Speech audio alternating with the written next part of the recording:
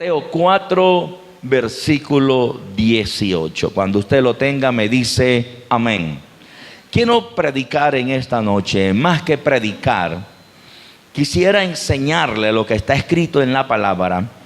Y yo le he puesto por título a esta palabra: de Simón a Pedro. Mire esto. Yo le he colocado a esta palabra de Simón a Pedro. Es el mismo personaje, pero Dios le cambió el nombre en el caminar del llamado. Amén. Dile que está a tu lado: veo que ya no eres Simón, ahora eres Pedro. Amén. Ya usted no es Simón, ahora usted va a ser llamado ¿quién? Pedro. Así es. Dice la Biblia, damos gloria al Señor: andando el Señor Jesús junto al mar de Galilea, vio a dos hermanos. El primer hermano que vio fue Simón, llamado Pedro, y luego dice que vio a Andrés, su hermano, que echaban la red en el mar porque ellos eran pescadores. Y Jesús les dijo: vengan en pos de mí y yo los haré pescadores de hombres. Ellos entonces, dejando al instante las redes, le siguieron. Pasando de allí, vio a otros dos hermanos, a Jacobo, hijo de Zebedeo, y a Juan, su hermano, en la barca con Zebedeo, su padre, que remendaban sus redes. Y dice la Biblia: y los llamó. Levante su mano derecha. Padre, te doy gracias en esta noche. Declaramos que tu palabra en esta noche, ella no regresa vacía. Quebranta el corazón duro, el de piedra. Quítalo, cámbialo y transfórmalo por un corazón de carne. Que tu palabra y que tu Espíritu Santo cada día nos acerquen más al conocimiento de la verdad. Llénanos con tu Espíritu Santo, y que en esta noche nuestras vidas, Señor, puedan comprender, entender y saber que fuimos llamados por ti para manifestar cosas mayores que las que tú hiciste. Y la iglesia dice amén y amén. Dele un fuerte aplauso a nuestro Dios, que es bueno y misericordioso. Cuando nosotros miramos desde el versículo 16 en el Evangelio de Mateo capítulo 4, las Sagradas Escrituras nos enseñan que el Señor Jesucristo, pasando por allí, empezó a caminar aquellas calles polvorientas de Israel. Y el propósito de aquella caminata era la de encontrar hombres y mujeres que le siguieran. Hombres comunes y corrientes, hombres imperfectos, que para muchos quizás no tenían un gran valor, pero dice la Biblia que cuando Jesús iba caminando, había algo que él hacía. Note por favor, dice la Biblia que mientras él caminaba, él observaba a la gente. Dice la Biblia que vio a dos hermanos, a uno llamado Simón, al cual luego el maestro le cambia el nombre. Primero se llamaba Simón, y dice la Biblia que el hermano de Simón se llamaba ¿cómo? Se llamaba Andrés. Note lo siguiente: no eran personas desocupadas, no eran personas que no tuvieran responsabilidad, eran personas que tenían ¿qué cosa? Ocupaciones. Eran personas que tenían trabajo, porque anote esto: Dios no llama a desocupados, Dios llama a gente ocupada. Note lo siguiente: Dios llama a gente ocupada que por causa de su obra, ¿qué cosa? Entregan, dejan todo lo que tienen para seguirle al Dios del cielo. Cuando Dios llama a Pedro y a Andrés, ellos eran ¿qué cosa? Pescadores. Ellos tenían una empresa de pescado. Ellos eran pescadores en alta mar. Y dice en la escritura más adelante, en el verso 19, lo siguiente: y les dijo, venid en pos de mí, y os haré ¿qué cosa? Pescadores de hombres. Pedro fue llamado por el Señor, y nadie lo obligó a seguir la voz del maestro que lo llamó a seguirlo. Porque para nosotros seguir a Dios, para servir al Señor y para guardarnos para Dios, se debe tener algo llamado vocación. La vocación es lo que nace en el corazón para hacer lo que se hace para Dios. ¿Estamos aquí? La vocación nace en el corazón apasionado por el Señor. Pedro y Juan inmediatamente soltaron ¿qué cosa? Las redes cuando el maestro los llamó. Porque todo llamado implica soltar algo. Cuando Dios llama, y no solamente me refiero a un llamado a un servicio, a un púlpito o a algún lugar específico. Estoy refiriéndome al llamado de salir de las tinieblas y llegar ¿a dónde? A la luz admirable, como dice la Escritura. Todo el que es llamado por Dios tiene en su corazón que soltar todo aquello que no le agrada a Dios. La Biblia dice que ellos, cuando son llamados, tenían ¿qué cosa en sus manos? Tenían las redes en sus manos. ¿Qué representan las redes, querido pastor? Las redes representan el quehacer diario. Y dice la Biblia que ellos soltaron las redes. Muchos, cuando son llamados por Dios, luchan porque no quieren soltar todo aquello que traen del mundo. Y llámese todo aquello que se trae del mundo, malos hábitos. Llámese todo aquello que se trae del mundo, malas relaciones, malas amistades. Llámese todo aquello que se trae del mundo, malos comportamientos. Porque no podemos negar que cuando llegamos a Cristo, venimos cargados de ¿qué, mis hijos? La Biblia dice que venimos llenos de pecados, de delitos, ¿verdad? De todo aquello que no agrada al Señor. Y para poder tener una vida realmente de victoria, porque yo estoy convencido que todo el que es llamado por Dios, abra sus oídos por favor.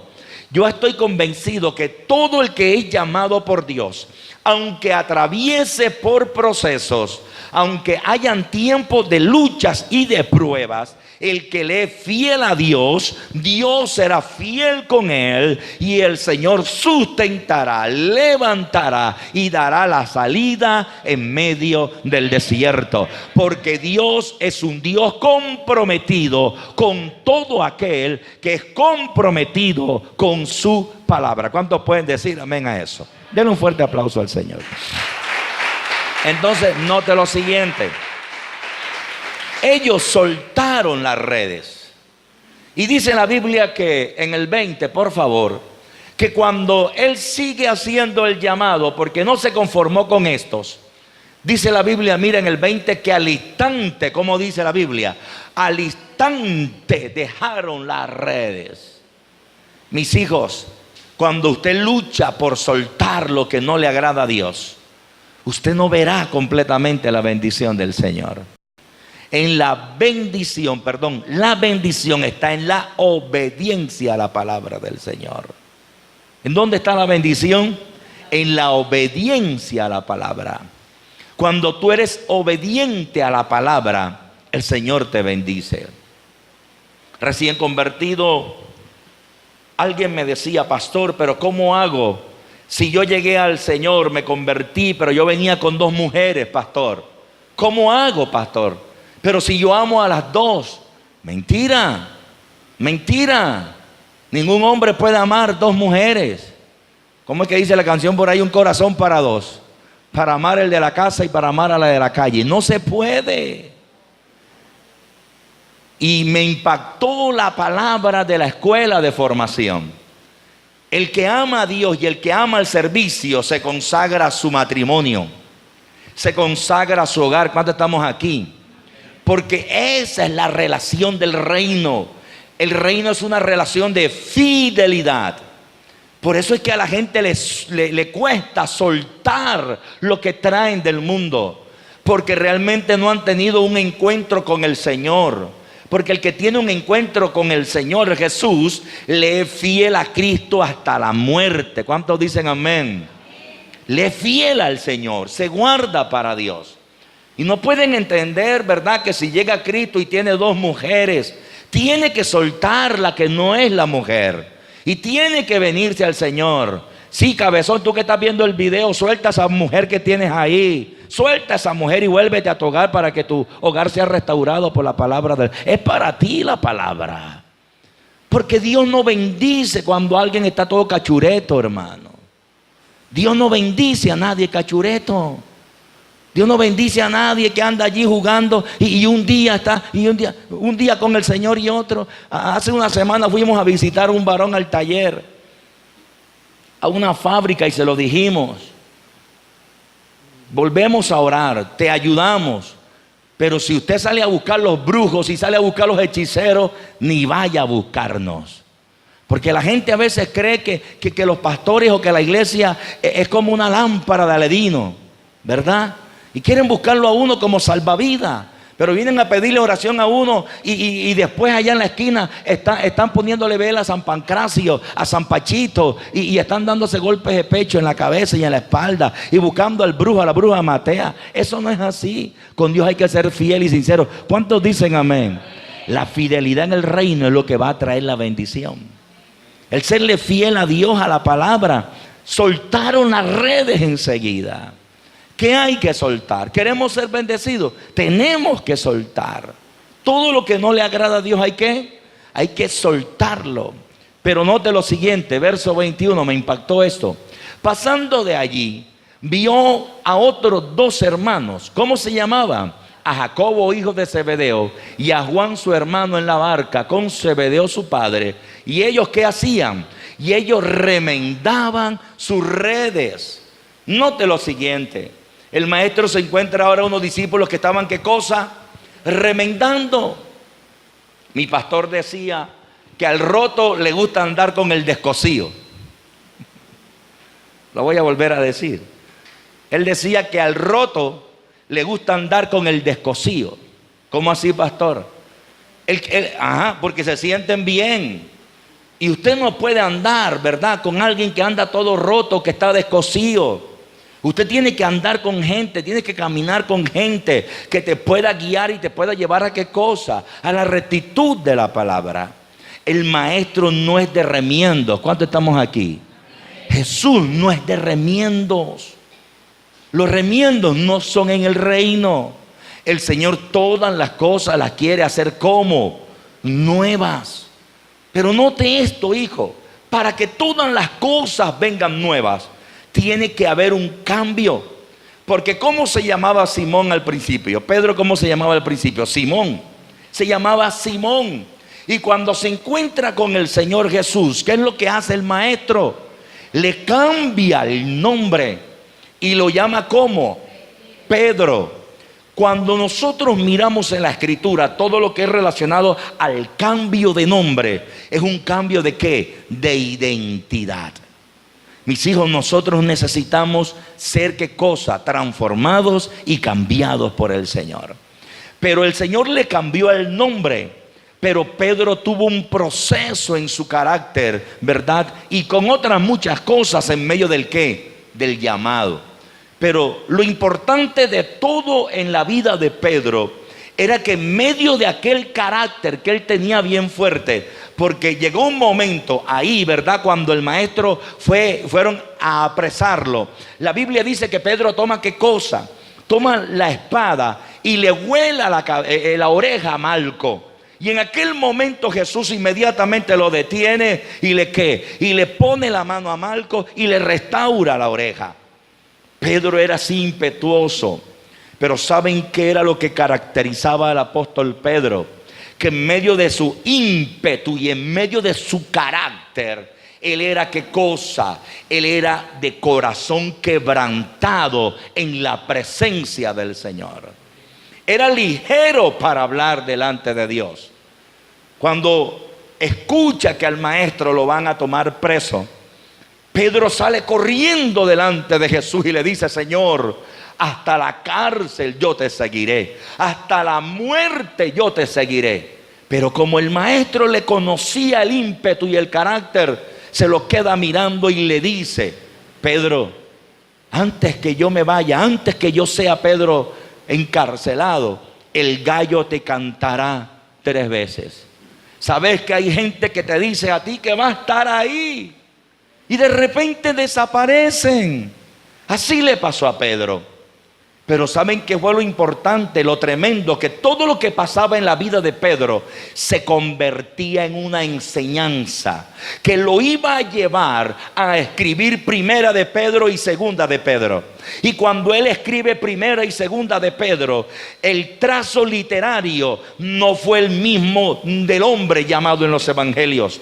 En la línea literaria que escribió a Primera y a Segunda de Pedro fue la línea, fue la pluma de un hombre transformado en todo proceso que vivió. Lo que da a entender que cuando alguien ama a Dios de corazón, no importa lo que esté atravesando, todo le ayudará para bien. Lo que esté viviendo, lo que esté pasando, el día de mañana lo llevará a hablar y a escribir delante de Dios de una manera mejor. ¿Cuánto le dan un fuerte aplauso al Señor?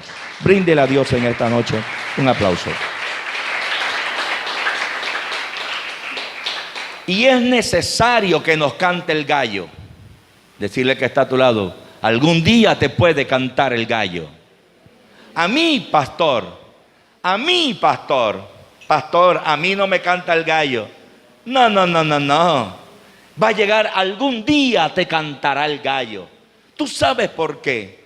Porque a veces nosotros somos ligeros para hablar delante del Señor.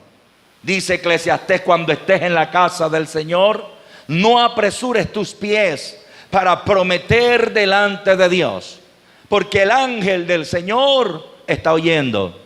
Y dice la Escritura: no sea que prometas y no cumplas, porque mejor es que no prometas y que cumplas y no lo hagas.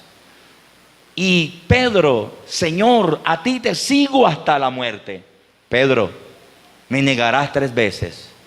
Y antes de que yo esté encarcelado, Pedro, el gallo te cantará. Y me impacta esto, porque dice la Escritura que ciertamente toman al Señor Jesucristo preso. Y cuando toman al Señor Jesús preso, levantan una redada en contra de todos los cristianos y discípulos de aquel entonces. Y empezaron a huir y empezaron a negar al Maestro. Y dice la Biblia que el apóstol Pedro, cuando es perseguido por aquellos que los estaban siguiendo, él dice: no, yo no conozco al Maestro, yo no sé quién era el Maestro. Y en aquellos instantes, cuando él dijo: yo no conozco al Maestro, dice la Escritura que el gallo le cantó 3 veces. Hermanos, usted se va a acordar de esta palabra el día de mañana. Y cuando hablo del día de mañana, no te estoy refiriendo ni me estoy dirigiendo a 24 horas. Estoy hablando de tiempo futuro. Pastor, ¿qué es que nos canta el gallo? Cuando de repente haces algo contrario a lo que tú dijiste que ibas a hacer para Dios. Y negar a Dios no es solamente decir con nuestros labios, ¿verdad? Ya no sigo a Cristo. Negar a Dios, negar al Señor Jesús, es con nuestra vida, con nuestro comportamiento, con nuestras acciones, hacer lo contrario a lo que está escrito en la palabra. En ese momento, cuando hagas algo contrario a lo que está escrito en la palabra, quizás no escuches el kikiriki de un gallo, ¿verdad?, en la esquina donde tú estás. Pero el Espíritu Santo inmediatamente traerá a tu corazón, a tu convicción, a tu mente, a tu pensamiento: estás negando al Dios que te llamó, estás negando al Cristo que murió por ti. E inmediatamente dirás: me acabó de cantar el gallo. Pero hay 2 cosas. Un corazón contrito y humillado, cuando reconoce que el gallo le ha cantado, ¿qué hace? Humilla su rostro y ¿qué dice? Señor, perdóname, no lo vuelvo a hacer más. y vuelves y enderezas el camino.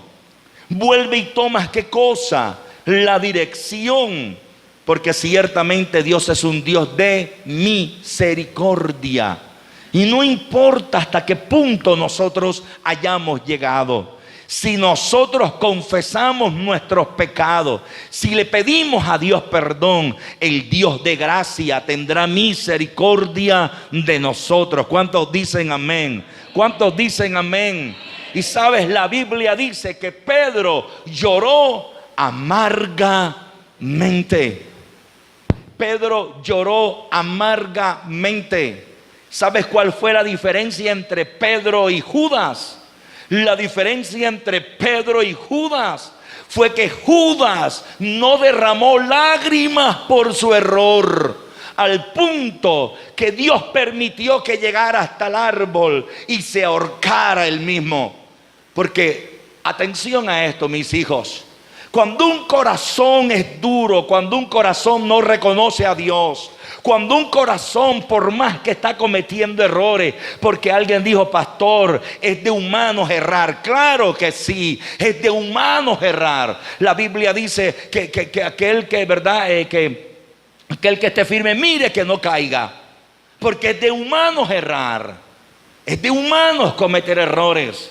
Pero tú sabes cuál es el llamado de Dios: a reconocer nuestros errores, a reconocer nuestros pecados. Judas no reconoció delante del Señor sus pecados. Y dice la Escritura que cuando le dieron las 30 monedas, ¿verdad?, por aquella traición, llegó un momento en que su conciencia lo confundió tanto, su conciencia lo redargulló tanto, que tiró las monedas en el piso, caminó hacia un campo llamado Aceldama, se colgó la soga en el cuello y terminó ahorcándose. Porque, mis hijos, cuando un corazón no pide misericordia delante de Dios, tiene la soga, el pecado lo está ahorcando, la soberbia lo está ahorcando, lo impuro, lo que hace contrario a lo de Dios, lo está, ¿qué cosa? Lo está ahorcando, lo está ahorcando. Pero yo tengo la convicción de que Dios tiene misericordia, y cuando alguien reconoce que fuimos llamados por la gracia del Señor, entonces Dios, ¿qué hace? Dios viene y extiende su mano de justicia y cambia toda la historia. Aquel hombre es transformado, aquella mujer es transformada, aquello que era imposible, aquello que parecía que no tenía respuesta, Dios, ¿qué hace, mis hijos? Dios viene por misericordia y se glorifica. ¿Cuántos dicen amén? Tenemos un Dios lleno de gracia, tenemos un Dios lleno de misericordia. Aleluya. Él es un Dios lleno de misericordia. Él es un Dios lleno de misericordia. Y Pedro lloró, ¿cómo? Amargamente. No importa cuánto hayamos cometido de errores, nuestras lágrimas en el secreto cambian la historia. La Biblia dice que el apóstol Pedro es llamado por el Señor. Y me impacta porque relata la Biblia lo siguiente. En Mateo, por favor, Ramiro, Escrituras nos enseñan en Mateo 8:14 lo siguiente. Note lo siguiente, lo que dice en Mateo 8:14. Vino Jesús a casa de ¿quién? De Pedro. Y vio a la suegra de Pedro que estaba postrada en cama con fiebre. Me impactó este texto porque aun cuando la Biblia no habla de la mujer de Pedro, al yo leer este texto, la Biblia me revela de que el apóstol Pedro era un hombre casado. Y quiero dirigir la palabra en esta noche al siguiente perfil. A veces nosotros creemos que si nuestro cónyuge no camina de la mano conmigo a buscar de Dios, yo no puedo buscar de Dios. ¿Y por qué digo esto? Porque hay varias teorías.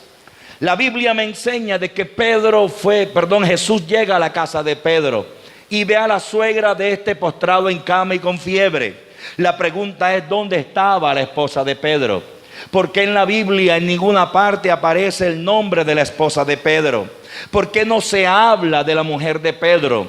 Encontré dos teorías. Número uno, la primera teoría que encontré es que, y es una teoría, ojo con esto, es una teoría, lo que da a entender que no es algo confirmado. ¿Por qué? Por la palabra. La primera teoría que encontré era que el apóstol Pedro era, ¿qué cosa? Viudo. Pero es una teoría que no tiene mucho fundamento. ¿Por qué, pastor? Porque luego el apóstol Pablo, ¿verdad?, allá en la carta a los Corintios viene y dice: ¿acaso el hombre de Dios, acaso un apóstol, no puede tomar mujer como los otros apóstoles? Refiriéndose ¿a quién? A Pedro y a los otros 11 apóstoles. Lo que da a entender que el apóstol Pedro sí tuvo mujer esposa. La segunda teoría es la siguiente: de que la esposa de Pedro no era una mujer tan consagrada como el apóstol Pedro, pero estaba allí con el apóstol Pedro. Y a veces, mis hijos, a veces muchos anteponemos el servicio a Dios porque quizás el compañero o mi compañera no tiene la misma dimensión ni tiene la misma estatura espiritual en el hogar. Ciertamente la Biblia me enseña que uno da el 30, otro da el 60, uno al 90 y uno al 100 por uno. Pero lo que te quiero enseñar es que en un hogar, ¿qué cosa? La misma medida. La misma medida. Y esto a mí me está enseñando de que solamente se necesita que haya uno que tome ¿qué cosa? La bandera, que tome el liderazgo para poder salir adelante. ¿A dónde te llevo, hijo? ¿A dónde te llevo, hija? No importa cuál sea tu situación. No importa si quizás tu pareja, sea esposo, sea esposa, verdad, no dé la misma capacidad espiritual. Pero lo que sí tiene mucho significado, mucho valor en el reino, es que uno de los dos es quien debe llevar ¿qué cosa? La batuta, la bandera, para poder sacar adelante aquel matrimonio, aquel hogar. Porque un ciego no puede guiar a otro ciego. Se necesita que uno de los dos esté en la brecha, porque escrito está: mejor son dos que uno. Si mi esposa no busca de Dios, si mi esposa no viene a la iglesia, si mi esposa no se congrega, si mi esposa no quiere seguir el llamado, tú, varón, tienes que consagrar tu vida a Dios. Tú tienes que caminar en la senda de justicia. Tú tienes que proclamar la palabra en tu hogar. La Biblia dice que Pedro llevó a Jesús ¿a dónde? A su casa. Mientras tu casa esté ¿qué cosa? Regada por tu oración, regada por la palabra, regada por tu entrega, Dios va a hacer algo al interior de tu casa. Pero alguien debe levantarse en un hogar a buscar al Señor. Alguien debe decir: aquí vamos a ayunar. Hoy no hay película, hoy no hay televisión, hoy no hay huevo, hoy no hay arepa, hoy no hay sancocho. Aquí hay ayuno en esta mañana, porque necesitamos buscar a Dios en espíritu y en verdad. ¿Cuántos dicen amén? ¿Cuántos dicen amén? Denle un fuerte aplauso al Señor. Aleluya. Pero alguno de los dos tiene que dar el paso. Pastores, que es mi esposa la que busca. Pastores, que es mi esposo el que busca. Que busque el que quiera buscar de los dos. Pero uno de los dos debe mantener ¿qué cosa? La llama encendida. ¿Para qué, pastor? La Biblia dice que la suegra de Pedro se enfermó. La pregunta es: si ninguno de los dos busca al Señor, ¿quién iba a llevar a Jesús a la casa? ¿Quién iba a llevar a Jesús a la casa? Alguno tiene que llevar ¿a quién? A Jesús a la casa. Decirle al que está a tu lado: si tú estás aquí en esta noche, tú eres el llamado a llevar a Jesús a la casa. Pastores, que mi esposo no busca. Busca tú. Serás responsable delante de Dios por tu matrimonio. Serás responsable delante de Dios por tu casa. Tú serás responsable delante de Dios por lo que Dios te entregó. Señor, yo te dejé, yo me aparté porque es que mi esposo no buscaba, porque mi esposa no buscaba. Una excusa más. Es que la esposa que me diste, dijo Adán, es que la esposa que me diste me dio de comer del árbol prohibido.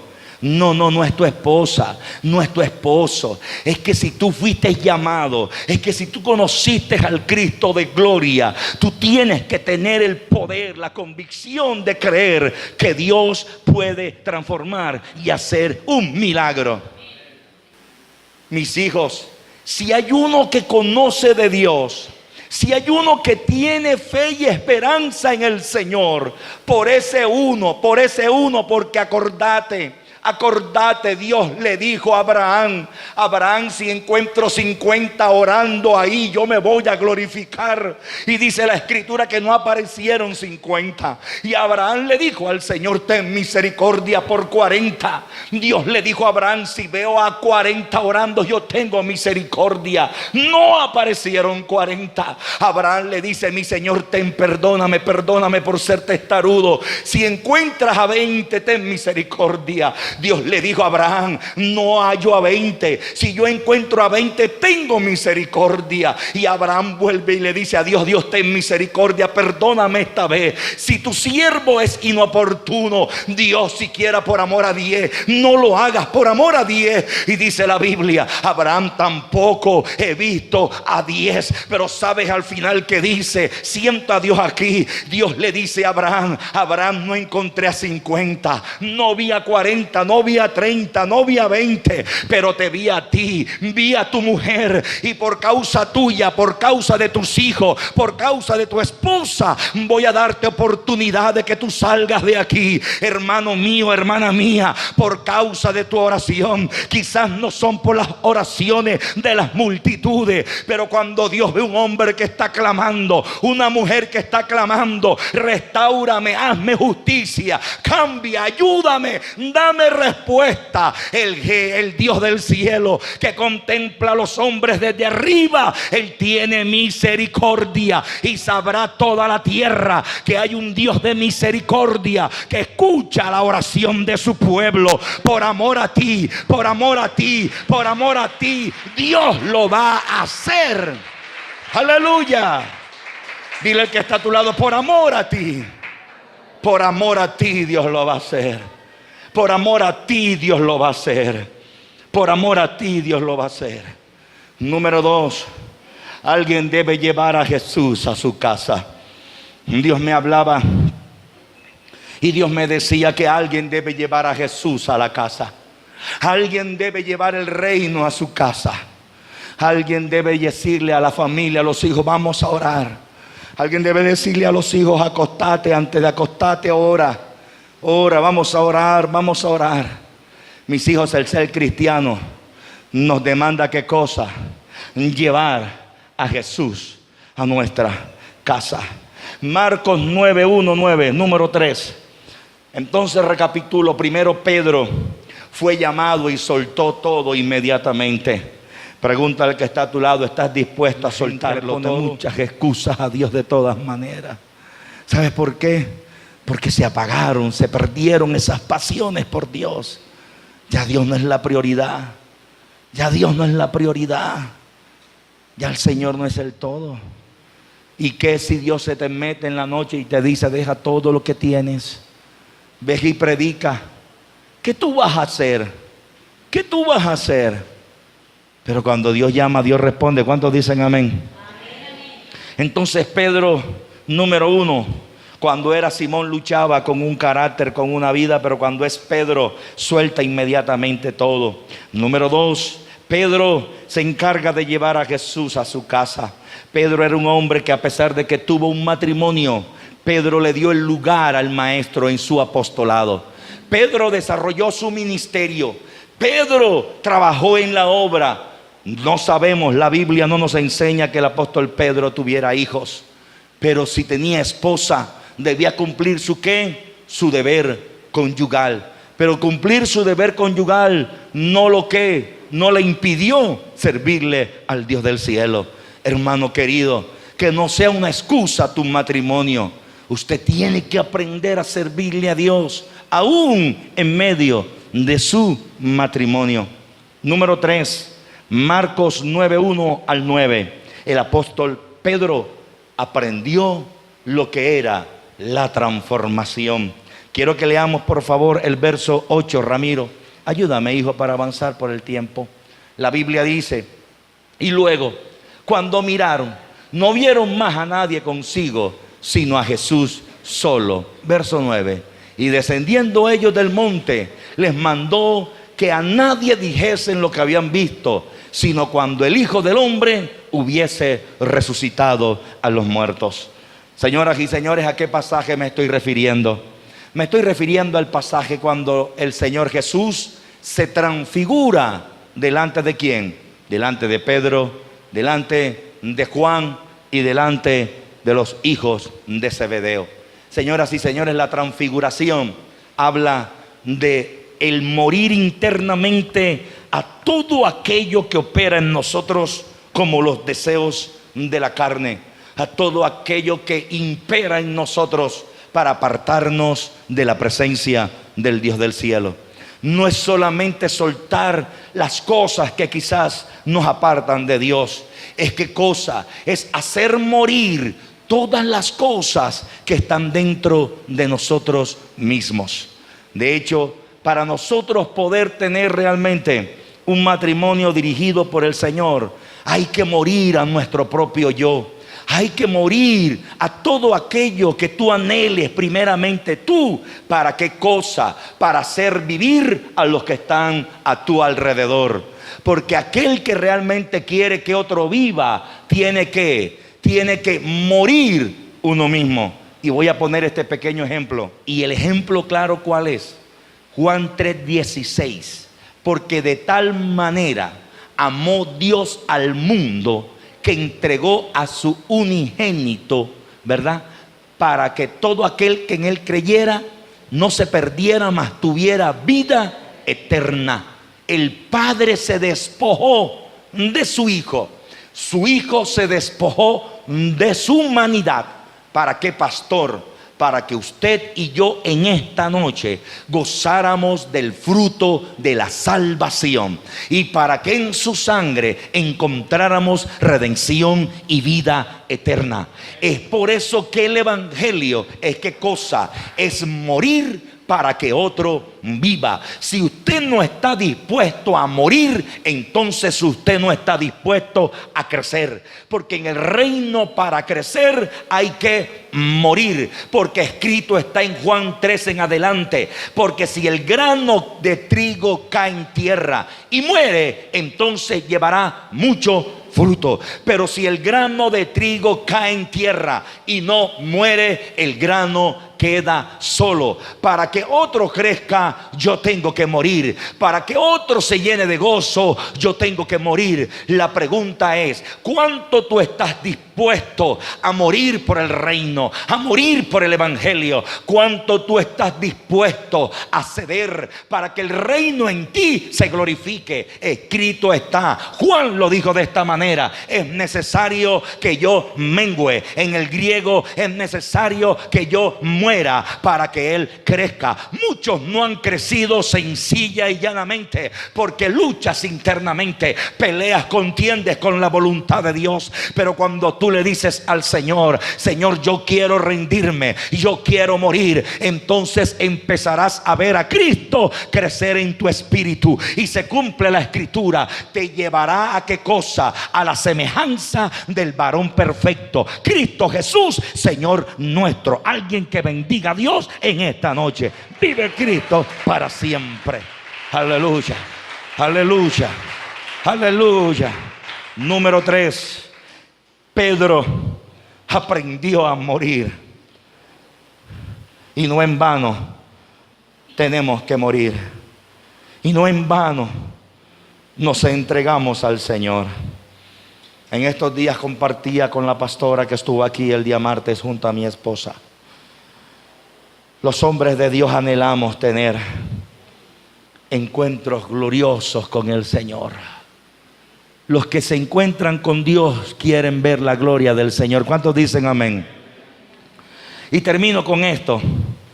Pedro fue dimensionado en el reino de los cielos.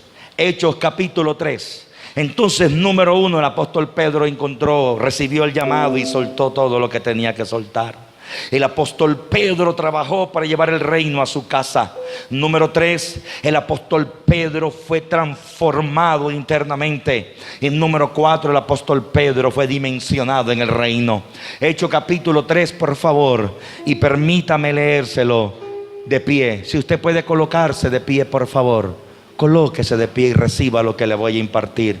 Dile que está a tu lado: tu entrega. Decile, míralo, dile: tu entrega te llevará a una nueva dimensión. Tú puedes profetizarle, tú puedes decirle: tu entrega, dile: tu entrega te llevará a una nueva dimensión. Pastor, estoy atravesando por un momento difícil. Cuando somos obedientes a Dios, el Señor nos exalta. El Pedro que era del vulgo, cuando el Espíritu Santo llega sobre él, el Espíritu le da la capacidad para predicar de una manera impresionante. Dice la Biblia que en el primer sermón Pedro convierte a través de su mensaje a 3,000 personas. En el segundo sermón Pedro convierte a 5,000 personas. Pero hay algo que me impacta, verso 3 de Hechos de los Apóstoles. Pedro y Juan subían todos los días al templo a las 3 de la tarde. ¿A qué cosa? A la oración. ¿A dónde iban todos los días Pedro y Juan? Iban al templo. Yo el domingo en la Loma prediqué sobre un texto que está en el libro de los Salmos, que dice: mejor es un día en tus atrios que 1,000 fuera de ellos.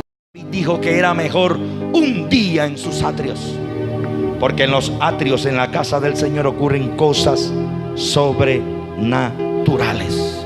Verso 2: y era traído un hombre cojo de nacimiento, a quien ponían cada día a la puerta del templo. El templo era hermosa, para que pidiese limosna de lo que entraba en el templo. Verso 3. Este cuando vio a Pedro y a Juan que iban a entrar en el templo, le rogaban que le diesen limosna. Verso 4. Pedro, con Juan fijando en él los ojos, le dijo, ¿cómo le dijo Pedro? Míranos. Por favor, estudiando esta mañana encontré lo siguiente: no era que Pedro no tuviera plata. Lo que pasa es que Pedro se había dado cuenta que todo el mundo le daba plata. Entonces Pedro dijo: yo no voy a hacer lo mismo que los otros hacen. Decirle que está a tu lado: haz algo diferente. Pedro se lo queda mirando. Pedro le dijo: durante muchos años la gente te ha estado, ¿qué cosa? Resolviendo los problemas ¿con qué? Con gas. Todos los problemas no se resuelven con finanzas. Hay problemas que se resuelven es con la gloria de Dios. Hay problemas que se resuelven es con la palabra. Hay problemas que se resuelven es con la fe. Hay situaciones que se resuelven es humillándose a Dios. Y Pedro se lo quedó mirando. Verso 5. Entonces él estuvo atento, esperando recibir algo de ellos. Verso 6. Mas Pedro le dijo: no tengo plata ni oro, pero lo que tengo te doy. En el nombre de Jesús de Nazaret, levántate y anda. ¿Qué había recibido Pedro? Que había sido llevado a la dimensión de levantar a los paralíticos solamente por la palabra. ¿Sabes qué había recibido Pedro? En todo su proceso, Pedro había recibido una dimensión de gloria en su espíritu. Alguien tiene que atrapar lo que te voy a soltar en esta noche. En medio de todo lo que tú estás atravesando, Dios está preparando en ti un depósito de gloria tan grande, que si tú crees, operarás en dimensiones espirituales Y quizás tú digas: pastor, pero yo no soy predicador. No se necesita ser predicador. Lo que tú necesitas saber es que Dios te va a llamar para operar, para hacer un depósito, para ser un hombre y una mujer que tenga depósito de lo de Dios. Y aun cuando de momentos difíciles, aun cuando hayan dificultades, tú siempre tendrás algo para dar. Y escúchenme bien: cuando tú tienes gloria de Dios, habrá recursos del Señor para tu vida. Cuando tienes oración, habrá recursos. Cuando tienes palabra, habrán recursos para tu vida. ¿Alguien puede decir amén? Pregúntale al que está a tu lado: ¿qué es lo que tú tienes? Una palabra basta. Una palabra basta. Cierre sus ojos, por favor. Repita conmigo: Señor Jesús, en esta noche yo te recibo como mi Salvador personal. Borra mi nombre del libro de la muerte y escríbelo en el libro de la vida. Señor Jesús, aquí estoy como Pedro. Transfórmame, lléname, levántame. Quiero ser un depósito de tu gloria. Levante sus manos en esta noche y adore a Dios.